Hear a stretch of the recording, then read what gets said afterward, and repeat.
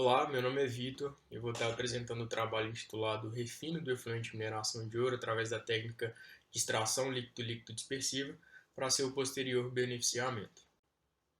Esse é um breve sumário da apresentação em que a gente inicia, portanto, com contextualização. O que a gente tem observado nos últimos 40 anos é uma demanda crescente pelos recursos minerais, um valor que saltou de 23,7 para 70,1 bilhões de toneladas.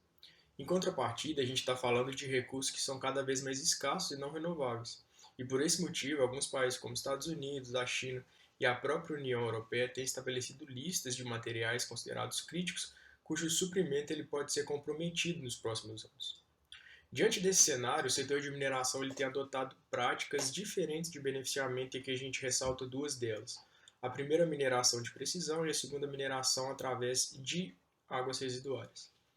A mineração de precisão consiste em técnicas de exploração in situ mais específicas para o composto de interesse, fazendo com que no final a gente tenha um maior grau de recuperação dele. Já a mineração de águas residuárias, a gente está observando os efluentes gerados no processo de beneficiamento sob uma nova perspectiva, como se fossem agora potenciais de suprimento desses elementos.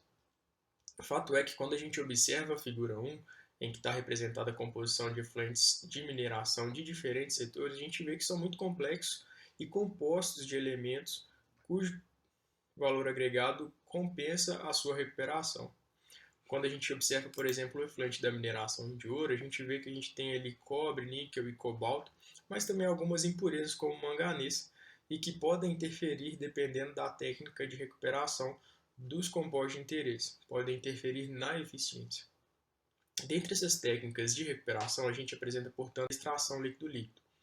O processo de extração líquido-líquido pode ser considerado dispersivo ou não dispersivo, mas a ideia principal é semelhante. A gente tem ali uma fase aquosa e uma fase orgânica, que é parcialmente immiscível ou immiscível na fase aquosa, e a fase orgânica é a responsável por recuperar o nosso composto de interesse.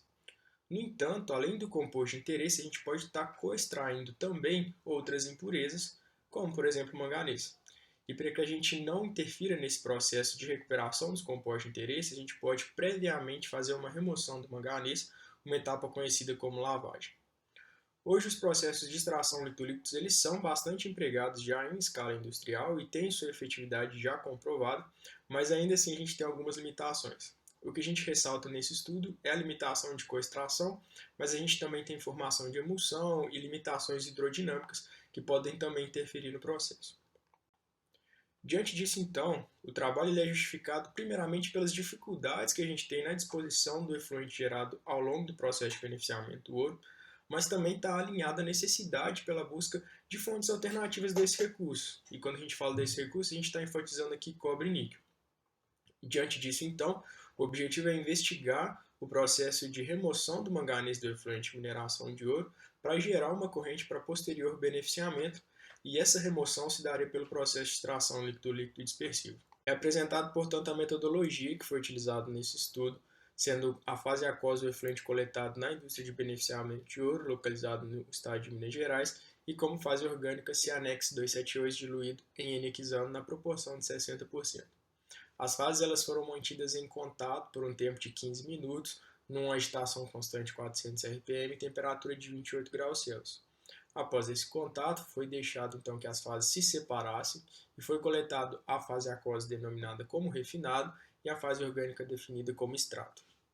Nesse estudo, nós adotamos três variáveis respostas, a primeira delas o percentual de extração, a segunda o coeficiente de distribuição e a terceira o fator de separação.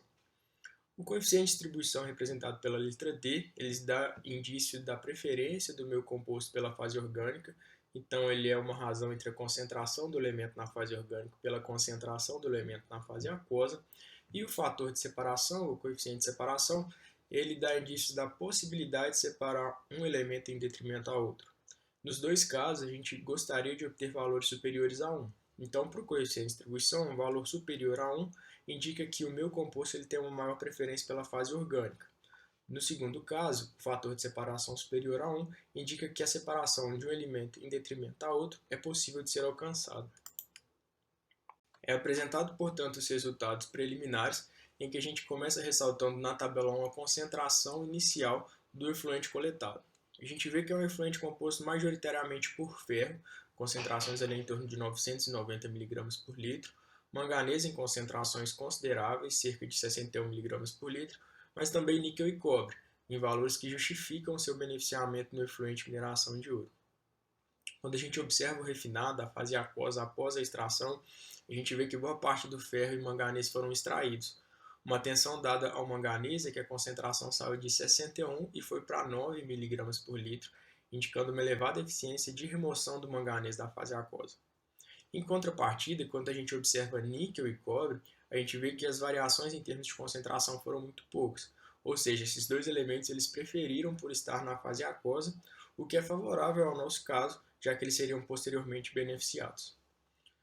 Isso é também observado na figura 2, em que no eixo principal Y a gente tem eficiência de extração.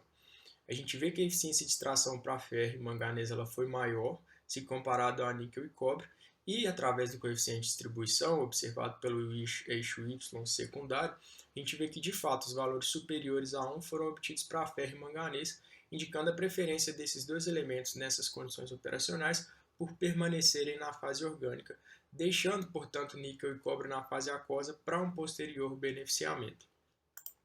Quando a gente observa os resultados referentes aos valores de fator de separação, a gente vê que os valores para cobre e níquel em relação ao manganês eles foram superiores a 1, o que indicam que de fato é possível alcançar essa separação dos dois elementos em relação ao manganês, que é a impureza. De forma geral, os valores que foram obtidos de 14,6 e 133,5 eles são favoráveis, mas hoje na literatura a gente tem fatores de separação muito superiores a esses. Maiores fatores de separação indicam que a separação dos elementos de interesse em relação à impureza é ainda mais seletiva e pode ser alcançada de fato. E algumas variáveis operacionais elas acabam por interferir nos valores que estão sendo reportados e, consequentemente, na eficiência de separação e seletividade do processo. Uma delas que a gente ressalta são valores de pH. Sobretudo, além da fase orgânica, o valor de pH ele interfere na seletividade do processo.